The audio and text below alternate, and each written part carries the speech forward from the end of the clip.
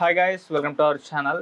So Mirai cinema రీసెంట్గా release అయింది. Super duper block buster అయిపోయింది. 100 కోట్ల క్లబ్లో చేరిపోయింది. ఇప్పుడు ఎక్కడ చూసినా ఆ సినిమా గురించే చాలామంది మాట్లాడుతున్నారు. అంటే థియేటర్ లోపలికి ప్రేక్షకులు రావట్లేదు అనుకున్న టైంలో మిరాయి లాంటి సినిమా వచ్చి సో హౌస్ఫుల్ బోర్డ్స్ ఎక్కడ చూసినా కనిపించాయి. సో ఆ స్థాయిలో ఇండస్ట్రీకి కూడా ఒక ఊపి ఇవ్వడం మనం చూస్తున్నాం. సో ఈ సినిమాకి సంబంధించి ఒకసారి డిస్కస్ చేయడానికి ఈ సినిమాలో ఉన్న ఆర్టిస్టులని యాక్టర్స్ని పిలవడం జరిగింది.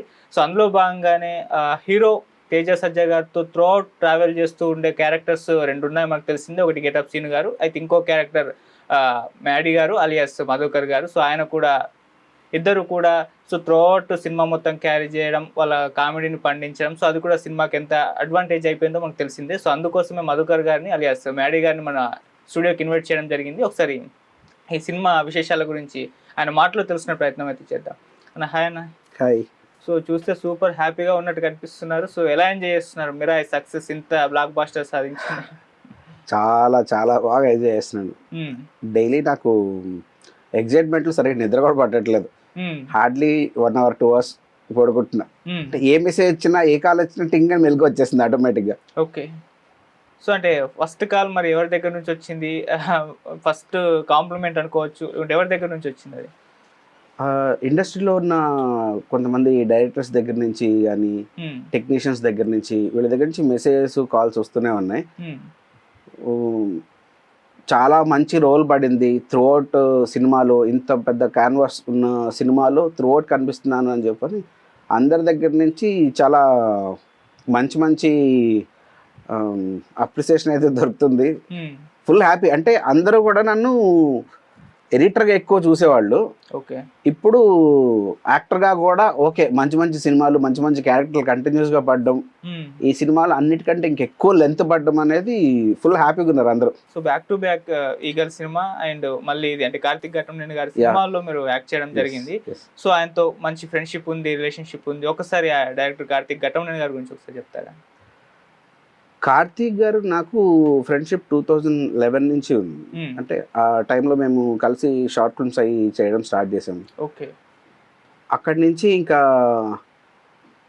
కొన్ని షార్ట్ ఫిల్మ్స్ చేసాం. తర్వాత ఎవరి లైఫ్లో వాళ్ళు బిజీగా ఉన్నాం. ఆయన సినిమాలు ఆయన చేస్తున్నారు, నా ప్రయత్నాలు నేను చేస్తూ ఉన్నాను. ఎప్పుడు కలిసినా కూడా కంపల్సరీ కలిసి ఏదైనా మంచి క్యారెక్టర్ పడిన రోజు కలిసి చేద్దాము, మంచి కథ వచ్చినప్పుడు కలిసి చేసుకుందాము అని ఎప్పుడు కార్తీక్ గారి సైడ్ నుంచి చెప్తానే ఉండేవాళ్ళు అనమాట. ఫస్ట్ సూర్య వర్సెస్ సూర్య చేసినప్పుడు కూడా కార్తీక్ గారి దగ్గర నుంచి ఫోన్ వచ్చింది. కరెక్ట్గా అదే టైంలో నేను వేరే సినిమా చేస్తా ఉన్నాను. కార్తీక్ గారిదేమో కంటిన్యూస్గా అన్ని నైట్ షూట్సే ఉండేవి. నేను వేరే సినిమాకి నాకు డేలో కొన్ని స్కెడ్యూల్స్ ఉండేవి, నైట్లో కొన్ని స్కెడ్యూల్స్ ఉండేది. దానివల్ల దీనికి చేయలేకపోయాను ఆ టైంలో.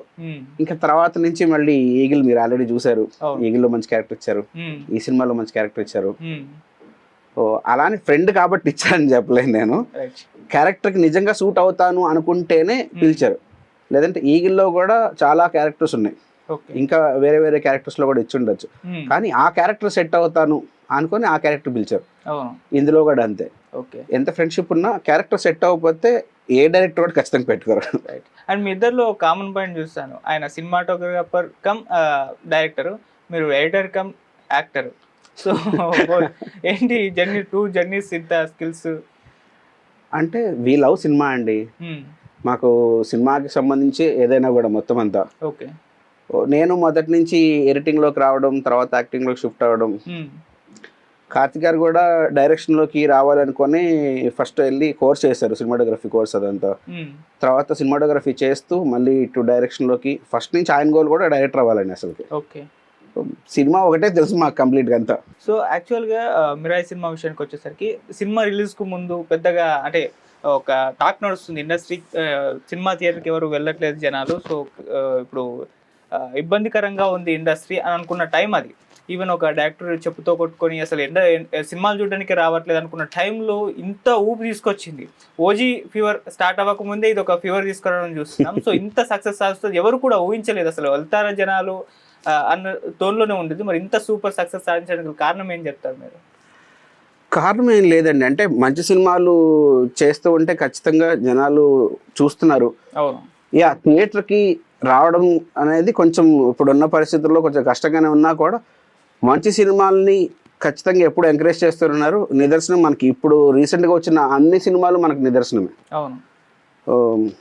యా అంతకుముందు మాది కూడా ఒక సినిమా వచ్చింది, చౌర్యపాఠం అని. సినిమా థియేటర్లో చాలా తక్కువ మంది చూసారు, కానీ చూసిన దగ్గర నుంచి రెస్పాన్స్ చాలా బాగుంది. ఓటీటీలో వచ్చిన తర్వాత సాలిడ్ రెస్పాన్స్ ఉంది మళ్ళీ సినిమాకి. థియేటర్స్ లో రావడం అనేది కొంచెం కష్టంగానే ఉంది. ప్రమోషన్ కూడా అంతే రకమైన ఇంపార్టెంట్ కదా. సో ఎంత ప్రమోట్ చేసుకోగలిగితే, ఎంత జనాలకు తెలిస్తే అప్పుడే థియేటర్లోకి రాగలుగుతున్నారు. సో ప్రమోషన్ ఎంత రీచ్ అయితే ఖచ్చితంగా కంటెంట్ బాగుంది అనుకుంటే థియేటర్స్లోకి వస్తున్నారు జనాలు. ఓకే. అండ్ ఈ సినిమా విశేషాలు ఏం చెప్తారు? అంటే మీ జర్నీ త్రూ అవుట్ షూటింగ్ ఎలా నడిచింది, సో ఎలా ఎంజాయ్ చేస్తూ చేశారు సినిమాని, ఒకసారి ఆ జర్నీ గురించి చెప్తారా మొత్తం మిరాయి సినిమా? డే 1 నుంచి నాకు ఫుల్ ఎక్సైట్మెంట్. ఎందుకంటే ఫస్ట్ తేజ గారితో జర్నీ స్టార్ట్ నాకు. అంటే ఈ సినిమాలో తేజ గారితో ఫస్ట్ జర్నీ చేస్తున్నాను. ఫస్ట్ డే కలిసాను ఆయన్ని. అప్పటికి హనుమాన్ అది ఇంకా రిలీజ్ అవ్వలేదు. ఓకే. సో షూటింగ్ స్టార్ట్ టైంకి హనుమాన్ ఇంకా రిలీజ్ అవ్వలేదు. బట్ కానీ ఆల్రెడీ నాకు తేజ గారిని ముందు చిన్నప్పటి నుంచి చూసాము. తర్వాత ఆయన హీరో అయిన తర్వాత జాంబీ రెడ్డి అని ఆయన చేసిన అన్ని సినిమాలు చూసుకుంటూ వచ్చాం. ఓ బేబీ. ఫస్ట్ డే ఆయన్ని డైరెక్ట్గా సెట్లో కలవడం ఫుల్ ఎక్సైట్మెంట్తోనే స్టార్ట్ అయింది నాకు డే 1 నుంచి. ఎవ్రీ డే మంచి లెర్నింగ్ ఎక్స్పీరియన్స్ నాకు తేజ గారితో. ప్రతి ఒక్క యాక్టర్ దగ్గర నుంచి చాలా పాయింట్స్ నేర్చుకుంటాను. అంటే యాక్టింగ్ పరంగా నాకు చాలా హెల్ప్ఫుల్ ఈ సినిమా. ఇంత పెద్ద క్యాన్వాస్లో ఇంతమంది పెద్ద యాక్టర్స్ పక్కన చేయడం, అందరి దగ్గర నుంచి నేర్చుకోవడానికి నాకు చాలా స్కోప్ ఉండేది. ఓకే. అంటే సినిమాకి చాలా మంది ఆర్టిస్ట్ చెప్తూ ఉంటారు నేర్చుకుంటూ వస్తామని చెప్పేసి. ఈ సినిమా ద్వారా అంటే ప్రీవియస్ సినిమాలతో పోలిస్తే ఈ సినిమా ద్వారా మీరు నేర్చుకున్న అంశాలు ఏంటి? ఒక్కొక్కళ్ళ దగ్గర నుంచి ఒక్కొక్క పాయింట్స్లా ఉన్నాయండి. అంటే తేజ గారి దగ్గర నుంచి ఎక్స్ప్రెషన్స్, అంటే ఆయన ఎంత ఇంటెన్స్గా యాక్ట్ చేస్తారో మీరు సినిమా చూస్తే మీకు అర్థమవుతుంది. ప్రతి సినిమాలో కొత్త ఒక వేరియేషన్ ఉంటుంది ఆయన దగ్గర ఎప్పుడు కూడా. కథ సెలక్షన్తో పాటు పర్ఫార్మెన్స్లో కూడా అంతే వేరియేషన్ తీసుకొస్తుంటారు. ఆయన దగ్గర నుంచి నేను మైన్యూట్ ఎక్స్ప్రెషన్స్ గురించి తెలుసుకున్నాను. గెటప్ సీను గారితో కలిసి ట్రావెల్ చేసే ప్రాసెస్లో ఆయన క్యారెక్టర్స్ని ఎలా ఏంటి, ఆయన ఎలా ఫస్ట్ వర్క్ చేసేవాళ్ళు నార్మల్ క్యారెక్టర్స్ మీద, ఎలా చూడొచ్చు క్యారెక్టర్స్ని, ఇవి ఆయన దగ్గర నుంచి కొన్ని తెలుసుకునేవాడిని. డైలాగ్ మాడ్యులేషన్, ఎందుకంటే జయరామ్ గారి దగ్గర నుంచి నేను డైలాగ్ మాడ్యులేషన్స్ ఆయన ఎలా చేస్తున్నారు, ఎందుకంటే అంత పెద్ద యాక్టరు, అన్ని అవార్డ్స్ ఉన్నాయి ఆయనకి. ఆయన దగ్గర నుంచి అలాంటి అంటే చిన్న విషయాలు ఎవరైతే నోటీస్ చేయరో అలాంటివి వాళ్ళ దగ్గర చాలా ఎక్కువ ఉంటాయి. సో అలాంటివన్నీ నేర్చుకోవడానికి ఒక్కొక్కరి దగ్గర నుంచి నాకు చాలా హెల్ప్ అయింది. అండ్ ఈ సినిమా షూటింగ్ లొకేషన్స్ చాలా ఫ్రెష్గా అనిపించాయి. అంటే రెగ్యులర్గా చూస్తున్నట్టు కాకుండా ఏదో చాలా బాగా అనిపించాయి. ఎక్కడెక్కడ జరిగాయి మొత్తం షూటింగ్ లొకేషన్స్ అంతా? నేపాల్లో చేసాము, శ్రీలంకలో చేసాము, తర్వాత మొరక్కోలో చేశారు, హైదరాబాద్లో కొన్ని చేసాము. సో డిఫరెంట్ ప్లేసెస్లో వర్క్ చేసుకుంటూ వచ్చాము. కొన్ని సెట్స్ ఉన్నాయి. ఆర్ట్ నాగేంద్ర గారు, కార్తిక్ గారు ఇద్దరు కలిసి చాలా మైన్యూట్ డీటెయిల్స్ మీద వర్క్ చేసి మరీ సెట్స్ క్రియేట్ చేస్తూ ఉంటారు. కార్తిక్ గారికి నాగేంద్ర గారికి ఇద్దరికి కాంబినేషన్ లాంగ్ బ్యాక్ నుంచి ఉంది. మీరు ఈగిల్లో కూడా చూడొచ్చు వాళ్ళిద్దరు కాంబినేషన్ ఎలా వర్కౌట్ అయింది అనేది. సో ఇది కూడా ఒక సినిమా. సో ఈగల్ ఎలాగో మీరు కార్తిక్ గారి ఫ్రెండ్ కాబట్టి ఒకటి అడుగుతా, ఈగల్ సినిమా మనం సినిమా పరంగా చాలా అద్భుతంగా వచ్చింది అన్నారు, కాకపోతే కమర్షియల్గా కాస్త థియేటర్ దగ్గర వర్కౌట్ అవ్వలేదు. మళ్ళీ అంత నమ్మకంతో ఇంత బడ్జెట్ పెట్టి ఇచ్చారంటే కార్తిక్ గారి స్టామినా ఏంటో అర్థం చేసుకోవచ్చు. సో అంత నమ్మిచ్చిన తర్వాత తను ప్రూవ్ చేసుకున్నాడు మిరాయి సినిమాతో, ఇది నా స్టామినా అని చెప్పేసి. సో ఈగల్ సినిమా అప్పుడు మీరు కార్తిక్ గారిని చూసారు, ఈ మిరాయి అప్పుడు చూస్తారు, ఏం డిఫరెన్స్ కనిపించింది మధ్య? కార్తిక్ గారిని ఈగల్ నుంచి మిరాయి అని కాదండి, కార్తిక్ గారిని నేను 2011 నుంచి చూస్తున్నాను కంప్లీట్గా. సో అంటే ఎవ్రీ టైం ఆయన చేసిన దాంట్లో నుంచి ఏమేమి మిస్టేక్స్ ఉన్నాయని రెక్టిఫై చేసుకొని ఎవ్రీ టైం ఇంప్రూవ్ చేసుకుంటూనే వస్తూనే ఉన్నారు. ఇప్పుడు ఏదైతే మీరు ఇంకా ఇప్పుడు బెస్ట్ అంటున్నారు కదా, బెస్ట్ ఇంకా చాలా వస్తాయి ముందు. సో ఈ కథకి ఎంతవరకు కావాలి, ఏం కావాలి అనేది ఆయన హార్డ్ వర్క్లో ఎప్పుడు ఫెయిల్ అవ్వలేదు. సో ఆయన ఎఫర్ట్స్ ఆయన ఎప్పుడు 100% పెడుతుంటారు. అంటే వర్కౌట్ అవ్వడం కాకపోవడం అనేది మన చేతిలో లేని పని. బట్ ఎందుకు వర్కౌట్ కాలేదు అనే దాంట్లో నుంచి మళ్ళీ పాయింట్స్ అన్ని తీసుకొని నేర్చుకొని కొత్తగా మళ్ళీ ఇంప్లిమెంట్ చేసుకుంటా మిరాయి. ఓకే, ఇంకా బెస్ట్ వస్తాయి అంటున్నారు. మిరాయి 2 రావాలి అండ్ ఈగల్ 2 కూడా రావాలని ఆడియన్స్ అయితే కోరుకుంటున్నారు, అభిమానులు. మరి వచ్చే ఛాన్స్ ఏమన్నా ఉందా? మీ మాటలు మీరు కూడా యాక్ట్ చేశారు కాబట్టి. అది నాకు ఇంకా తెలియదండి, ఎందుకంటే అందరూ కోరుకుంటున్నారు. ఆల్రెడీ ఇంతకు ముందు కూడా వస్తుందనే దాంట్లోనే మనకి ఎండ్ కంటిన్యూషన్ కూడా ఇచ్చారు మీరా ఈగిల్ 2లో. అవును. సో మీరాయికి కూడా అలాగే మీకు కంటిన్యూషన్ ఉంది. ఇవన్నీ అంటే వెంటనే అయ్యే ప్రాసెస్ కాదు, కొంచెం టైం పట్టే ప్రాసెస్. ఎప్పటికీ ఏంటి అనేది కథ అయ్యేదాన్ని బట్టి కార్తిక్ గారు, హీరో గారు, వీళ్ళందరూ ప్రొడ్యూసర్ గారు అందరు కలిసి డెసిషన్ తీసుకునే దాన్ని బట్టి. ఓకే. సో అంటే మిరాయి 2కి సంబంధించి ఏమన్నా ఎప్పుడు ఉండే అవకాశం ఉంది, ఎలా ఉండే అవకాశం ఉంది, దానికి సంబంధించి మీ దగ్గర ఏమన్నా ఏ ఇన్ఫర్మేషన్ లేదండి. అంటే మామూలుగా వేరే వాళ్ళని అడగచ్చు ఆర్టిస్ట్ అని, కాకపోతే మీరు ఫ్రెండ్ కాబట్టి కాస్త క్లోజ్ కాబట్టి ఐడియా ఉంటుందని. లేదు అంటే కార్తిక్ గారి దగ్గర ఆల్రెడీ రాసుకుంటున్నారు, స్క్రిప్ట్స్ అన్ని జరుగుతూనే ఉన్నాయి. బట్ కానీ టైం రావాలి కదా, ప్రతిదానికి ఒక టైం వస్తుంది కరెక్ట్గా, ఆ టైంకే అన్ని సెట్ అవుతాయి. ఆ టైం ఎప్పుడు వస్తుంది అనేది వాళ్ళందరూ తీసుకోవాల్సిన డెసిషన్. ఓకే. అంటే ఇందులో మంచు మనోజ్ గారు విలనిజం చూసాం, కొత్తగా అనిపించారు. సో ఆయన అభిమానులు కూడా ఫుల్ ఖుషి అయిపోయారు. పార్ట్ 2లో రానా గారు అని చెప్పేసి అనౌన్స్ చేశారు అండ్ పోస్ట్ క్రెడిట్ సీన్స్లో. మరి రానా గారిని ఎలా చూపించబోతున్నారు అని చెప్పేసి ఒక క్యూరియాసిటీ అయితే ఆడియన్స్లో ఉంది. సో ఎలా ఉండబోతుంది వీళ్ళ మధ్య అని చెప్పేసి. సినిమా వచ్చిన తర్వాత క్యూరియాసిటీ ఉండడం మంచిదే కదా. సో ఏమన్నా హింట్ ఇస్తారేమో, రివీల్ చేస్తారేమో అని. నో రివీల్స్ అండి, స్పాయిలర్స్ ఎప్పుడు ఇవ్వకూడదు సినిమాలకి. ఓకే. ఇక ఈ సినిమా విషయానికి వచ్చేసరికి సినిమాలో మంచి రోల్ పడింది. సో ఇంకేమన్నా ఆపర్చునిటీస్ వస్తున్నాయా వరుస పెట్టి ఈ సినిమా తర్వాత మీ కెరీర్ ఎలా నడవబోతుంది? ఎలా నడవబోతుందో నాకైతే ఇంకా అసలు ఎటువంటి క్లూ లేదు. కాల్స్ అయితే వస్తున్నాయి, మంచి కాల్స్ అయితే వస్తున్నాయి, మెసేజెస్ వస్తున్నాయి. ఆపర్చునిటీస్ ఇంకా స్టార్ట్ అవ్వలేదు. బట్ క్యారెక్టర్ బాగుంది, బాగా చేసావు, మనం కలుద్దాము, మాట్లాడదాం, చెప్తాను అని కాల్స్ అయితే వస్తున్నాయి. కొలాబరేట్ అవుదాం అని చెప్పారు కొంతమంది.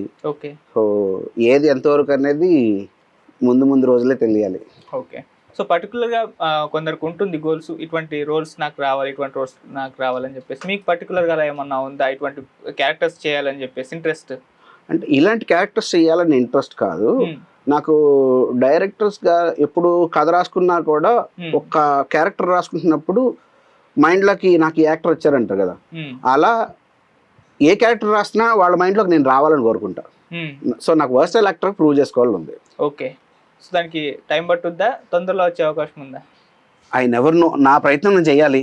ఓకే. ప్రయత్నం లోపం లేకుండా నా ప్రయత్నం నేను చేస్తూనే ఉన్నా. ఇన్ని సంవత్సరాలుగా అలుపెరగని బాటసారిలాగా దండయాత్ర చేస్తూనే ఉన్నా. ఈ రోజుకి నాకు మంచి రోజులు మొదలయ్యాయి, ఇంకా ముందు ఇలాగే కొనసాగుతుంది అని అనుకుంటున్నాను. ఓకే. సో యాక్టర్గా మంచి సక్సెస్ అయితే చూస్తున్నారు. సో ఎడిటర్గా ఎలా ఉంది? ఎడిటింగ్ కూడా చాలా సినిమాలకు మీరు చేయడం జరిగింది కదా, సో దాన్ని రెండు మిక్సప్ చేసి చేస్తారా లేకుంటే సపరేట్ ఉంటుందా? మిక్సప్ చేసి అని అంటే ఇప్పుడు మ్యారియో అని ఒక సినిమా జరుగుతుంది, ఆ సినిమాలో నేను యాక్టర్గా చేస్తున్నాను, ఎడిటర్గాను చేస్తున్నాను. ఓకే. సో సిచ్యువేషన్ బట్టి, వాళ్ళు అనుకునే దాన్ని బట్టి, రిక్వైర్మెంట్స్ని బట్టి. సో ఇప్పుడు వేరే ప్రాజెక్ట్స్ మ్యాక్సిమం అన్నీ కూడా నేను యాక్టింగ్ సైడే ఉన్నాను. ఇప్పుడు మళ్ళీ అందరూ అడగడం స్టార్ట్ చేశారు అనమాట, ఓకే రెండు చేస్తావు కదా, కలిసే చేయొచ్చు కదా అని. సో అట్లాగే నాకు మ్యారియో వచ్చింది. ఓకే. సో ఇది ఒక డౌట్ నాకు, రెండుటిని అంటే ఇప్పుడు కార్తిక్ గారి విషయంలోకి వచ్చేసరికి ఆయన సినిమాటోగ్రాఫర్ ప్లస్ డైరెక్టర్, ఈ రెండుటిని అలా ఎలా మేనేజ్ చేస్తారు? మామూలుగా చాలా సినిమాలకు వేరువేరుగా ఉంటారు, సో ఎవరు రెస్పాన్సిబిలిటీ వాళ్ళు తీసుకుని వర్క్ చేసుకుంటూ ఉంటారు. కాకపోతే రెండుటిని, డైరెక్షన్, సినిమాటోగ్రఫీని బ్యాలెన్స్ చేస్తూ చేయడం అనేది ఒక పెద్ద టాస్క్ లాంటిది. సో ఎలా మేనేజ్ చేస్తుంటారు ఆయన? కార్తిక్ గారికి రెండు ఆయనే ఇవ్వడం చాలా బెనిఫిట్ అది. అంటే ఒక డైరెక్టర్ అనుకున్నప్పుడు వాళ్ళ విజన్ని క్లియర్గా సినిమాటోగ్రాఫర్కి ఎక్స్ప్లెయిన్ చేస్తే, సో ఆయన దాన్ని మళ్ళీ డైరెక్టర్ ఏమనుకుంటున్నారు అనేలాగా చూసి దానికి తగ్గట్టు ప్లాన్ చేసుకొని చేస్తారు కదా. ఇప్పుడు కొన్నిసార్లు మనం చెప్పే దాంట్లో అది మిస్కమ్యూనికేట్ అవ్వచ్చు, అంటే 100% విజన్ ట్రాన్స్ఫర్ కాకపోవచ్చు. కార్తిక్ గారు రెండో అవడం వల్ల ఆయన ఏం విజన్ అనుకుంటున్నారో డిఓపిగా ఆయన క్లారిటీగా తెలుసు కదా, ఇప్పుడు ఏం బ్లాక్ కావాలి, ఏం బ్లాక్ పెట్టాలి అని చెప్పని. అడ్జస్ట్మెంట్స్ ఉండవు, కరెక్షన్స్ ఉండవు. సో క్లియర్గా ఆయన అనుకునేది ఆయన తీయడానికి చాలా ఈజీ అయిపోయింది ఆయనకి అది. బట్ కానీ స్ట్రగుల్ అంటారా, చాలా స్ట్రగుల్ ఉంటుంది. ఇటు డిఓపిగా ఫ్రేమ్ పెట్టినప్పుడు చూసుకొని చెక్ చేసుకునే కొన్ని ఉంటాయి, డైరెక్టర్ కూర్చున్నప్పుడు చెక్ చేసుకోవాల్సిన కొన్ని ఉంటాయి. రెండింటిని క్లబ్ చేసినప్పుడు ఇటొక 5 అనుకుంటే 10 థింగ్స్ వచ్చి ఒకటేసారి మీద పడతాయి. సో ప్రెషర్ చాలా ఉంటుంది. కానీ ఆయన చాలా కామ్గా, సెట్లో ఎటువంటి హడావిడి ఉండదు, చాలా కామ్గా పీస్ఫుల్ వర్క్ చేస్తుంటారు. ఆయన మాట్లాడుతుంటే, ఆయన టీంతో మాట్లాడుతుంటారు కదా, ఇంటర్కామ్లో మాట్లాడుతుంటారు, ఇక్కడ కూర్చుంటే ఎవరికి వినపడదు వాళ్ళ టీంతో మాట్లాడుతున్నారు అని చెప్పని. అంత కామ్గా ఉంటారు సెట్లో అంతా. Very nice working with him. Okay, చాలా బాగుంటుంది సెట్లో. రైట్. అంటే సినిమా కూడా ఇంత విజువల్ వండర్గా అంటే పేరు వచ్చేసింది, ఫుల్ సక్సెస్ అయింది. దానికి కారణం కూడా ఈయన సినిమాటోగ్రాఫర్, డైరెక్టర్ కావడమేనా? అంటే ఇప్పుడు చాలా సినిమాలు చూసాం, సో బడ్జెట్లో రేంజ్లో పెట్టేస్తారు కానీ అవుట్పుట్ రాకపోవడం, విమర్శల పాలవడం మనం చాలా సినిమాలకు చూస్తాం. ఆ సినిమాల పేర్లు అవసరం. ఈ సినిమాకి మాత్రం అసలు ఒక్క నెగిటివ్ టాక్ రాలేదు. అద్భుతంగా వచ్చింది ఆ బర్డ్ సీను, ఆ ట్రైన్ సీను, అసలు అవాక్ అయిపోయారు, థియేటర్ ఎక్స్పీరియన్స్ చేస్తున్నారు. దానికి కారణం ఈయన రెండు కావడమేనా? అదే ఒక ప్లస్ వన్ ఆయనకు వచ్చి. అంటే కార్తీక్ గారికి ఉన్న విజన్ అండి కంప్లీట్ ఫస్ట్ నుంచి కూడా. ఇదనే కాదు, ఫస్ట్ నుంచి ఆయనకున్న విజన్ ఎట్లా అంటే ఆయనకి ప్రతిదీ కూడా చాలా క్రిస్టల్ క్లియర్ గా ఎక్కడ నాకు ఏది ప్రాబ్లం రాకుండా ఉండాలి అనే దాంట్లో ప్రతి దాని మీద కేర్ తీసుకుంటారు ఆయన బాగా. ఓకే, మీరు ఈగిల్ కూడా చూడండి, ఈగిల్ చూస్తే కూడా దాంట్లో కూడా మీరు ఏ వర్క్ చూసినా అన్నిట్లో ఆన్ పాయింట్ లో ఉంటాయి మార్క్స్ అన్ని కూడా. అవును. సో ఆయన సినిమాటోగ్రఫీ చేసినా కూడా ఆయన పాయింట్ మీద ఆన్ పాయింట్ లో వర్క్ చేస్తారు కంప్లీట్ ఆయన. సో రెండు ఆయనే అవ్వడం వల్ల అని కాదు, బేసిక్లీ ఆయన స్టోరీ టెల్లర్ కాబట్టి ఎలా ఉండాలి, ఏం కావాలి, ఈచ్ అండ్ ఎవ్రీ డిపార్ట్మెంట్లో ఆయన ఉండేవాళ్ళు. సీజీలో కూడా వెళ్ళి ఆయన కూర్చొని ఇది కావాలి, ఇది కావాలి, ఇది కావాలి. విఎఫ్ఎక్స్ టీం వాళ్ళందరూ కూడా చెప్పారు, డైరెక్టర్ గారు వచ్చి రోజు కూర్చొని చూసుకొని ప్రతిదీ ఇది చేద్దాం అది చేద్దాం అని చెప్పని. అంటే కొలాబరేటివ్ వర్క్ అండి ప్రతిదీ కూడా. ఇప్పుడు ఈయన ఒక్కళ్ళే అని కాదు, ఈయన చెప్పిన విజన్ని వాళ్ళందరూ అర్థం చేసుకొని ఆ రేంజ్ అవుట్పుట్కి వాళ్ళందరూ ఎంత కష్టపడి ఉంటారు. ఓకే, నిద్రలు అన్నీ మానుకొని అందరూ కష్టపడి చేస్తేనే అవుట్పుట్ వచ్చింది. సో అందరిది కంప్లీట్గా ఇది. ఓకే, దీని మీద సోషల్ మీడియాలో కూడా నేను కొన్ని పోస్టులు చూస్తాను, తక్కువ బడ్జెట్లో మంచి అవుట్పుట్ రావడం ఎలా అని చెప్పేసి అలా కార్తీక్ గారి ఫోటో బోర్డు మీద పెట్టేసి అలా పెట్టడం జరిగింది, క్లాసులు ఇస్తున్నట్టుగా. సో నిజంగానే 60 crores 50 crores అని చెప్పారు బడ్జెట్. అంత బడ్జెట్లో ఒక దాదాపు 300-400 కోట్ల బడ్జెట్ అవుట్పుట్ వచ్చినట్టుగా ఆర్జీవి గారు కూడా అదే ట్వీట్ చేశారు. రాజమౌళి గారు తీసుకుంటే సినిమా 300 కోట్ల అయి ఉండేది అన్నట్టుగా మాట్లాడారు. సో ఎలా అంత అవుట్పుట్ అంత అద్భుతంగా ఎలా తీసుకురాగలరు ఇంత తక్కువ బడ్జెట్లో? సమిష్ట కృషి, అందరు కలిసి కష్టపడి పనిచేశారు కాబట్టి అవుట్పుట్ వచ్చింది. మొదటి నుంచి అన్ని ప్లాన్ చేసుకొని విఎఫ్ఎక్స్ కూడా మొదటి నుంచే స్టార్ట్ చేశారు. ఎందుకంటే విశ్వప్రసాద్ గారు, కార్తీక్ గారు వీళ్ళందరూ కలిసి ముందు నుంచి అనుకొని ప్రాపర్ టైం ఇన్వెస్ట్ చేసి చేశారు అవుట్పుట్ కోసం. సో మాది తక్కువలో చేశారు, ఇలాంటి అవుట్పుట్ తెచ్చారు, వాళ్ళు ఎక్కువ పెట్టారు, అసలు కంపారిజనే లేదు. ఈ సినిమాకి ఏం కావాలి, ఎంత కావాలి అనేది మాత్రమే వీళ్ళకున్న టార్గెట్. సో అదే అచీవ్ చేసాం. రైట్. ఈ సినిమా 100 crores క్లబ్లో చేరిపోయింది. సో సినిమా రిలీజ్ అయిన రోజే ఈ సినిమా 1000 కోట్ల మార్క్ అన్నట్టుగా మాట్లాడడం జరిగింది చాలామంది. సో ఆ స్థాయి వెళ్తుందని చెప్పేసి, సో అంతవరకు వెళ్తుందా? సో కలెక్షన్స్ ఒక 500 crores వరకు అయితే ఇప్పుడున్న పరిస్థితుల్లో రావచ్చని చెప్తున్నారు. సో అదొక రికార్డ్ బ్రేకింగ్ అని చెప్పాలి. హనుమానే ఆల్రెడీ 300 కోట్లు పైనే కలెక్ట్ చేసింది, దాని రికార్డ్ కూడా బ్రేక్ చేసే అవకాశం ఉంది. సో కలెక్షన్స్ పరంగా ఏ రేంజ్కి వెళ్ళే అవకాశం ఉంది? రికార్డ్స్ బ్రేక్ చేసే అవకాశం ఉందని మీరే చెప్తున్నారు. అవును. సో సినిమా మాకు నెంబర్స్ కంటే కూడా ఎక్కువ మందికి రీచ్ అవ్వాలి, ఎక్కువ మంది చూడాలి. ఇప్పుడు తేజ గారు మొదటి నుంచి చెప్తా ఉన్నారు, సో చిన్న పిల్లల నుంచి పెద్దవాళ్ళ వరకు అందరూ కలిసి కూర్చొని చూడాల్సిన సినిమా. అందులో మన ఇతిహాసాల గురించి వీటి గురించి చెప్తున్నప్పుడు ఇప్పుడున్న యంగర్ జనరేషన్ అందరికి కూడా ఖచ్చితంగా అవన్నీ తెలిసి తీరాలి. ఓకే. సో కాబట్టి నెంబర్ గేమ్ కంటే కూడా అందరికి సినిమా రీచ్ అవ్వాలి, అందరికి తెలియాలి. సో చిన్నపిల్లలకి ఎగ్జైట్మెంట్ కావాలంటే ఈ ఫ్యాంటసీ ఇవన్నీ మిక్స్ చేసి ఉండాలి. సో ఇవన్నీ మిక్స్ చేసుకుంటూ తేజ గారు అలాంటి సబ్జెక్ట్స్ అన్ని పిక్ చేసుకొని చేస్తున్నప్పుడు ఎక్కువ రీచ్ అవ్వాలని కోరుకుంటాం. సో నెంబర్స్ అంటారా, ఇంకా చూసేదాన్ని బట్టి. రైట్. సినిమా కలెక్షన్స్ మనం వెయిట్ చేసి చూద్దాం ఎక్కడి వరకు వస్తుందో. అండ్ ఇక సినిమాలో షూటింగ్ జరిగేటప్పుడు మీరు బాగా ఇబ్బంది పడ్డ సన్నివేశాలు ఏమన్నా ఉన్నాయి? అండ్ మీరు కాకుండా సినిమాలో ఏదన్నా చాలా కష్టం అనిపించింది షార్ట్ తీయడం, అలాంటివి ఏమన్నా ఉన్నాయా? చాలా చాలా ఉన్నాయండి. ఎందుకంటే ఇప్పుడు మాకని కాదు, మెజారిటీ తేజ గారికి వీళ్ళకి చాలా రిస్కీ థింగ్స్ అన్నీ ఉన్నాయి సినిమాలో. మీరు చూసిన ఫైట్ సీక్వెన్స్లు ఉన్నాయి కదా, ఫైట్ సీక్వెన్స్లు అవన్నీ రియల్గా షూట్ చేసినవి, స్టంట్స్ అన్నీ రియల్గా షూట్ చేసినవి, తేజ గారే నేర్చుకొని మరి క్లియర్గా చేసుకుంటూ వచ్చినాయి. అంటే మీకు మేకింగ్ వీడియోస్ అవి కూడా రిలీజ్ చేశారు తేజ గారు. ట్రైన్దే కాదు, మీకు మిగతా ఫైట్స్ ఉన్నాయి కదా, ఫైట్స్లో కూడా ఇదంతా ఇంత ఫాస్ట్గా ఉంది ఏంటి, ఇలా ఉంది ఏంటి అని అన్నారు. కానీ తేజ గారు నిజంగా వెళ్ళి నేర్చుకొని వచ్చి ఆయన స్ట్రైట్గా పర్ఫామ్ చేసిన ఫైట్స్ అవన్నీ. ఓకే. సో వాటిల్లో ఆయనకి తగిలేసిన దెబ్బలు చాలా షూటింగ్ టైంలో. ఎస్. మీకేమన్నా ట్రైన్ ఎపిసోడ్ అప్పుడు మాకు అలాంటి రిస్కీ థింగ్స్ లేవు, బట్ కాకపోతే లొకేషన్ చాలా రిస్కీ మాకు. అది మేము షూట్ చేస్తున్న లొకేషన్ దగ్గర మొత్తం జలగలు ఉండే ఫుల్గా.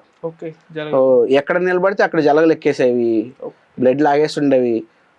మాకు చాలా కేర్ తీసుకున్నారు. మిగతా టెక్నీషియన్స్ అందరికీ వాళ్ళు ఇది చేయాలి అది చేయాలి అలా కాదు కదా.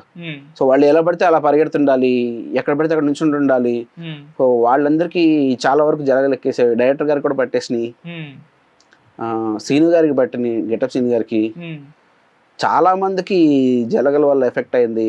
లొకేషనే రిస్కీ లొకేషన్ ఫస్ట్. శ్రీలంకలో షూట్ చేశారు. అది హిల్ పైన ట్రైన్ వెళ్ళే మొత్తం అంతా, కింద చూస్తే మీకు అంత లోయ ఉంటది. మేము వెళ్ళే స్పీడ్ కి షూట్ దాని మీద ఎలా చెప్పాలి, అది ఏదైనా కొంచెం అటు ఇటు అంటే ఏంటి పరిస్థితి.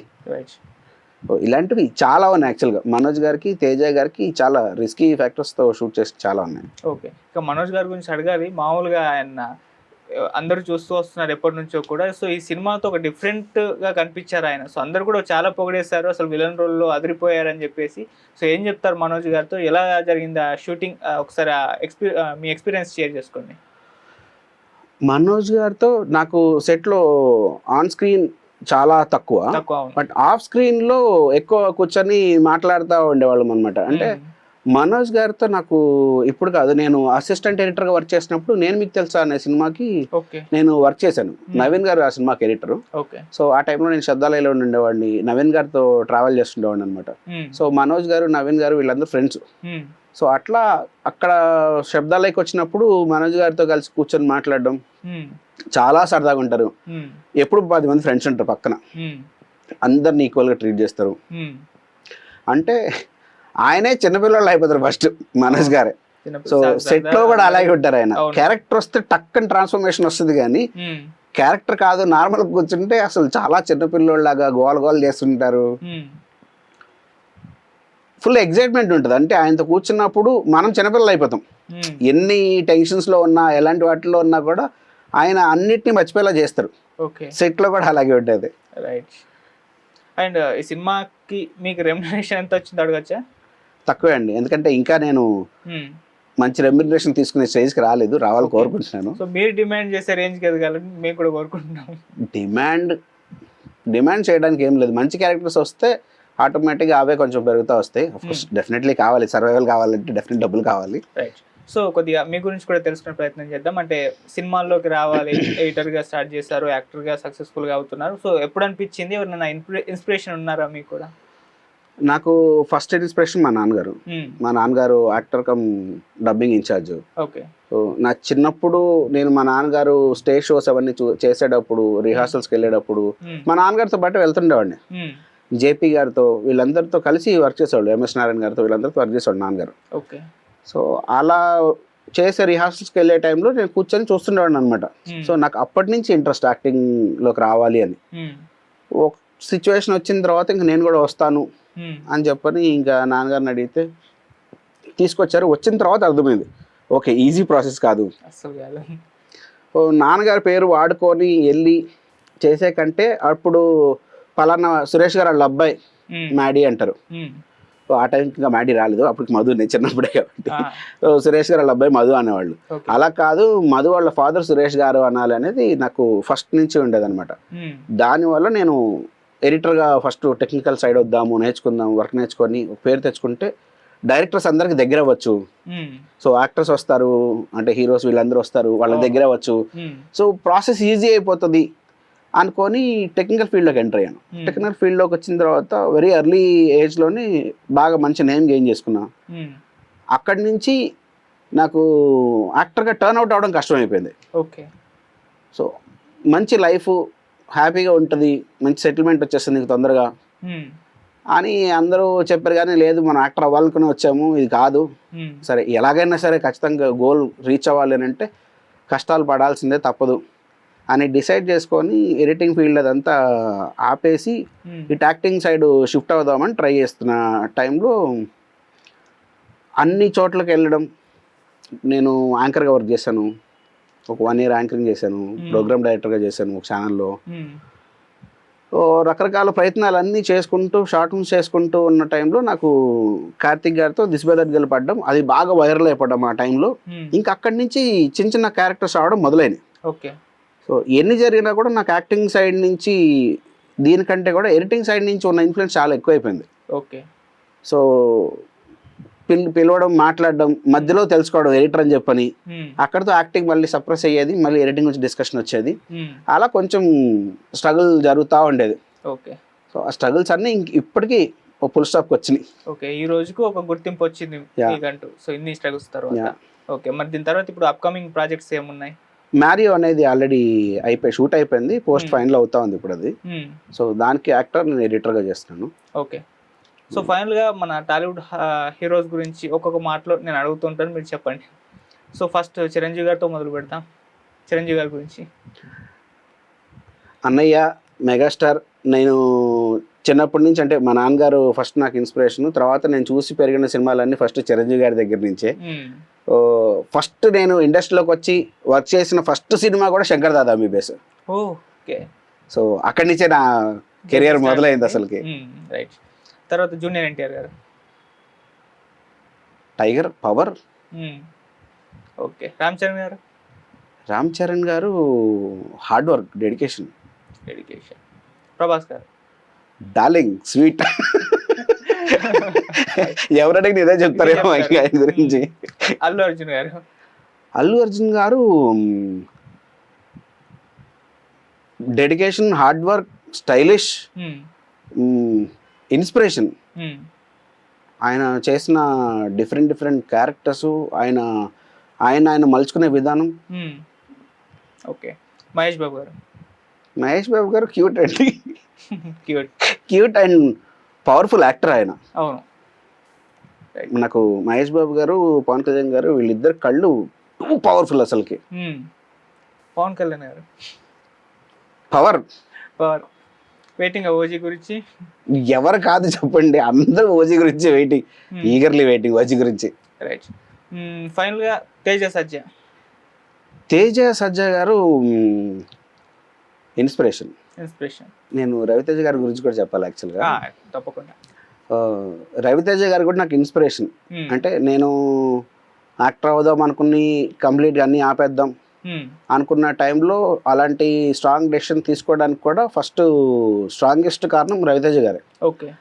ఎందుకంటే ఆయన కూడా ఎన్ని కష్టాలు పడి ఎన్ని క్యారెక్టర్లు చేసుకొని ఆ పొజిషన్కి వచ్చి నిలబడ్డారు, ఎంతమందికి ఇన్స్పిరేషన్గా మారారు. ఎవరన్నా అడిగితే నేను కూడా అయిపోతుంది వదలకుండా చెయ్యాలంతే. నేను రవితేజ గారిని ఎగ్జాంపుల్ కింద చెప్పాను ప్రతి ఒక్కళ్ళకి.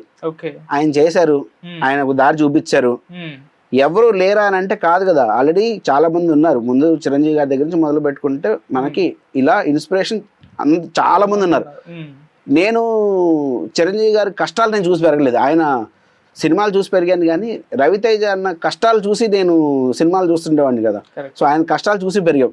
నాకు ఫస్ట్ ఇన్స్పిరేషన్, ఓకే కష్టపడితే ఒక రోజు మనకంటూ ఖచ్చితంగా వస్తుంది, ఆ రోజు కొట్టే తీరుతాం అనడానికి నాకు రవితేజ గారు. నేను రవితేజ గారితో అంటే ఆయన సినిమాలో వర్క్ చేసుకుని కాంబినేషన్ వర్క్ చేయలేకపోయాను. హోప్ఫుల్లీ ఇంకొకసారి ఎప్పుడన్నా ఒక మంచి సినిమాలో కావచ్చు, 2 సినిమాలు వెయిట్ చేద్దాం వాటి కోసం. Thank you so much. Thank you so much అండి.